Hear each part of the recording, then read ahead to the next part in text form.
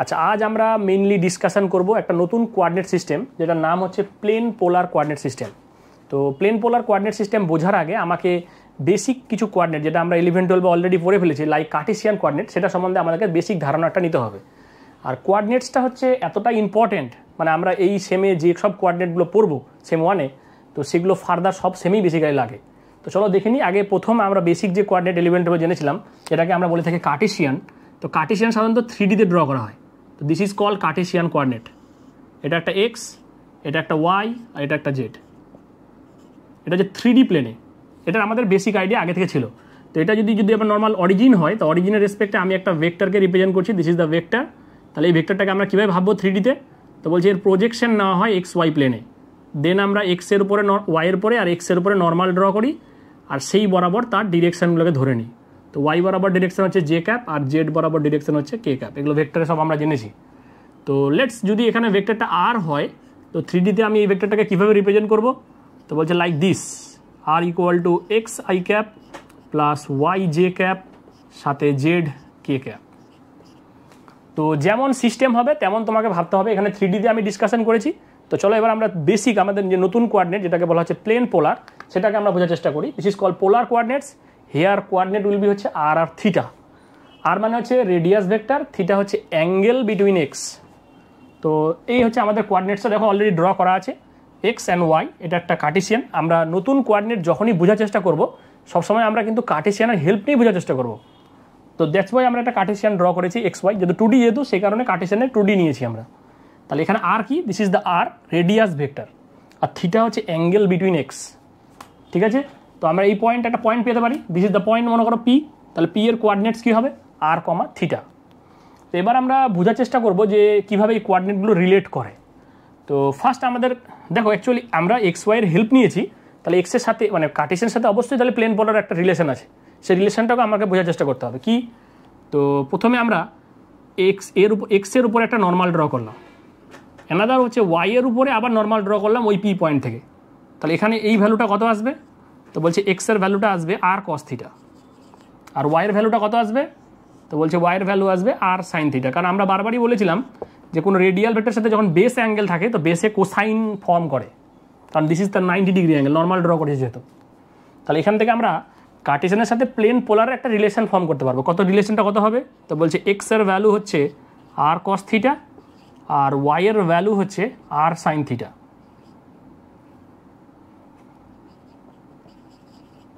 তো এটাকে আমরা নাম দিলাম 1, এটাকে নাম দিলাম আমরা 2। তো এখানে আমরা কার্টেসিয়ানের সাথে পোলারের একটা রিলেশন তৈরি করতে পারবো। কি রিলেশন?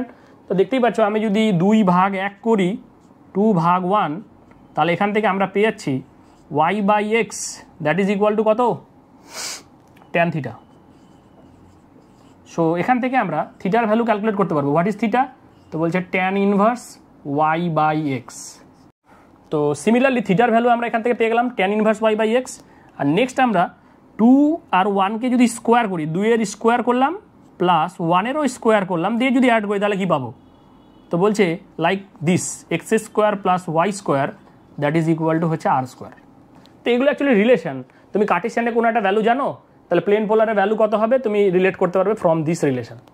ঠিক আছে, তো এটা হচ্ছে বেসিক কোঅর্ডিনেট। এবার আমরা এখানে বোঝার চেষ্টা করবো হোয়াট ইজ আর আর হোয়াট ইজ থিটা। থিটার রেঞ্জ দেখো, আর হচ্ছে একটা রেডিয়াস। তো রেডিয়াস তুমি কতটা ইনক্রিজ করতে পারো? তো বলছে দিস ইজ দ্য পোল। এটাকে আমরা বেসিক্যালি বলে থাকি পোল। তো আর এর রেঞ্জ কত হতে পারে? তো আর এর রেঞ্জ পসিবিলিটি হচ্ছে R can be, you can tends 0 to infinity পর্যন্ত টেন্স করতে পারো, 0 to আপ টু ইনফিনিটি পর্যন্ত। এখন তুমি রেডিয়াস ভেক্টর এ নিলে, তাহলে এ 2 নিলে 4, যা নিবে হোয়াট এভার। আর থিটার রেঞ্জ কত হবে? তো বলছে থিটার রেঞ্জ হচ্ছে 0 থেকে 2π। এই এটা পার্টিকুলার আমরা রেঞ্জ নিয়ে তার আইডিয়াটা বোঝার চেষ্টা করছি। এবার আমরা বোঝার চেষ্টা করব নেক্সট, যেটা যে এ কীভাবে একটা এলিমেন্ট ফর্ম। এলিমেন্ট মিনস, কারণ আমি একটা 2D কোঅর্ডিনেট সিস্টেম নিচ্ছি, তাহলে দুটো কোঅর্ডিনেট সিস্টেম দিয়ে আমরা বেসিক্যালি এরিয়া ফর্ম করতে পারি। তো সেটা আমরা এখান থেকে বোঝার চেষ্টা করব। তার আগে দেখো, এই এরিয়া ফর্ম বা এরিয়া এলিমেন্ট যদি আমাকে বুঝতে হয়, তার জন্য আমরা আবার একটা 2D কোঅর্ডিনেটসের হেল্প নিচ্ছি লাইক কার্টেসিয়ান। তো এখানে একটা কার্টেসিয়ান কোঅর্ডিনেট ড্র করলাম, এটা হচ্ছে এক্স আর এই বরাবর হচ্ছে ওয়াই। তো আমি যদি কোনো একটা পয়েন্ট লিখি ইন 2D প্লেনে লাইক দিস, তাহলে এই পয়েন্টটার কোঅর্ডিনেটস কী হবে? তো বলছে এই পয়েন্টটার কোঅর্ডিনেটস হবে এক্স কমা ওয়াই।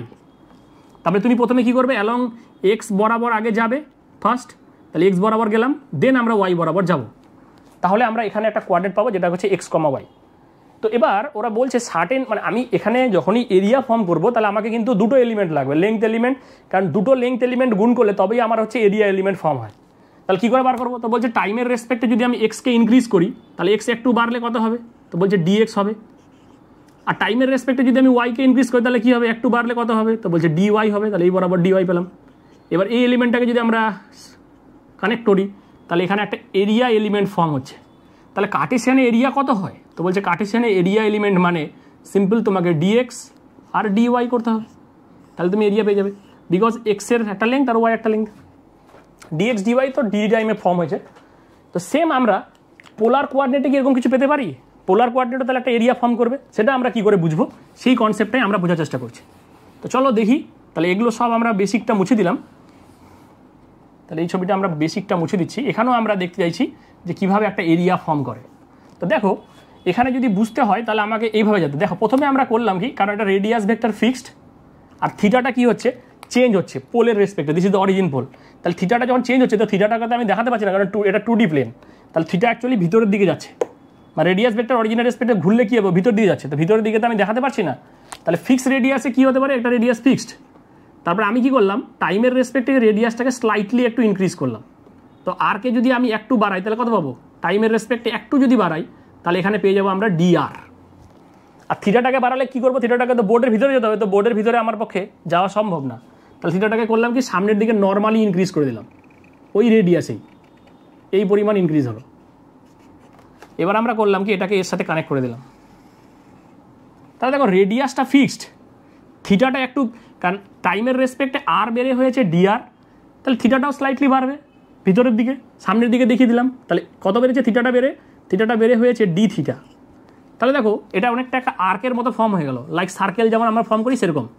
তো সার্কেলের ফর্মের জন্য আমরা জানি যে এটা যদি সেন্টার হয় আর এই যদি তোমার এখানে একটা পার্টিকুলার রেডিয়াস এ হয়ে যায় বা আর হয় ধরো, আর স্লাইটলি যদি চেঞ্জ হয় এখানে, তাহলে এর আর্কটা কত ফর্ম হবে, এটা যদি থিটা হয় তো বলছে এই আর্কটা হবে s, that is equal to r into theta. তো এখানেও তাই, এটা হচ্ছে রেডিয়াস ভেক্টর আর এটা হচ্ছে ডি থিটা, তাহলে এই আর্কটা কত হবে, তো বলছে এই আর্কের ভ্যালু হবে আর ডি থিটা। তাহলে এখানে ওরা একটা ছোট্ট এরিয়া ফর্ম করে যাচ্ছে ইন প্লেন পোলারে। তাহলে এই এরিয়া এলিমেন্টটা কত হবে, তো দেখো এই লেংথ এলিমেন্টটা হচ্ছে ডিআর আর এই এরিয়া এলিমেন্টটা হচ্ছে আর ডি থিটা। তাহলে আমরা এখান থেকে সারফেস এলিমেন্টটা পেয়ে যাব। তো চলো আমরা দেখি কীভাবে সারফেস এলিমেন্টটা পাই। তো সারফেস এলিমেন্ট যেটাকে আমরা নাম দিচ্ছি মনে করো DS, what is in plane polar. তো সিম্পল দেখতেই পাচ্ছ, আমরা লিখছি প্রথমে আমাদের একটা এলিমেন্ট হচ্ছে আর ডি থিটা আর আরেকটা এলিমেন্ট হচ্ছে ডিআর। তাহলে এখান থেকে আমরা সারফেস এরিয়া ক্যালকুলেট করতে পারি, সারফেস এরিয়া কত হবে, তো আমাকে কিছু লিমিটিং কেস নিতে হবে। তো এটাকে আমরা সলভ করছি, আর ডিআর ইন্টিগ্রেট করলে কত হয়, তো বলছে আর ডিআর আর ডি থিটার পর আমাকে ইন্টিগ্রেট করতে হবে। তো আর ডিআর এর রেঞ্জ দেখো, রেডিয়াস আমি ফিক্সড করে দিলাম, ইনিশিয়াল রেডিয়াস 0, ফাইনালি রেডিয়াস মনে করো এ, তাই নিলাম। তাহলে আর থিটার রেঞ্জ কত, থিটা তো পুরো 2π অ্যাঙ্গেল ঘুরতে পারে, তাহলে 0 থেকে 2π। তাহলে এখান থেকে আমরা পেয়ে যাচ্ছি r²/2, মানে এখান থেকে পেয়ে যাচ্ছি a²/2 আর এখান থেকে পেয়ে গেলাম 2π। তাহলে ফাইনালি কত হচ্ছে, 2 কেটে গেল, দিস ইজ কল্ড হচ্ছে πa²। তো this is the surface element in plane polar. তো ফার্দার আমাদের এটা প্রচুর মানে জিজ্ঞাসা করে, what is the surface element in plane polar. তো সেটা হচ্ছে সিম্পল আর ডিআর ইন্টু হচ্ছে D theta, this is called surface element in DR. তো এটাই ছিল বেসিক আমাদের এই কোঅর্ডিনেট সম্বন্ধে আইডিয়া। জাস্ট আমরা কোঅর্ডিনেটটা আইডিয়া দিলাম, তাদের মধ্যে রিলেশনটা জাস্ট দেখালাম। ফার্দার এই কোঅর্ডিনেটসে মানে ইন প্লেন পোলারে যদি কোনো একটা পার্টিকেল মুভ করে, তার ভেলোসিটি, তার অ্যাসিলেশন কী হবে, সেই আইডিয়াগুলো আমরা নেক্সট পরবর্তী ভিডিওতে দেবো। আজকে শুধু জাস্ট বেসিক আইডিয়াটা দিলাম। Thank you so much for watching this video.